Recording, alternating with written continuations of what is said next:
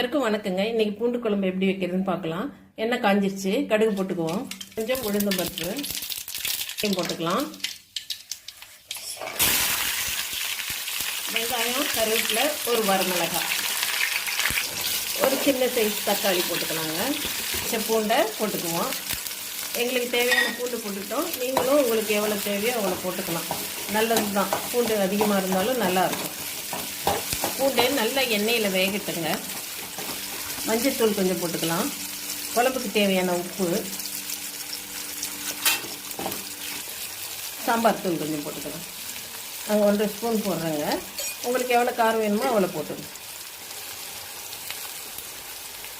புளி ஊற்றிக்கலாங்க, தேவையான அளவு புளி.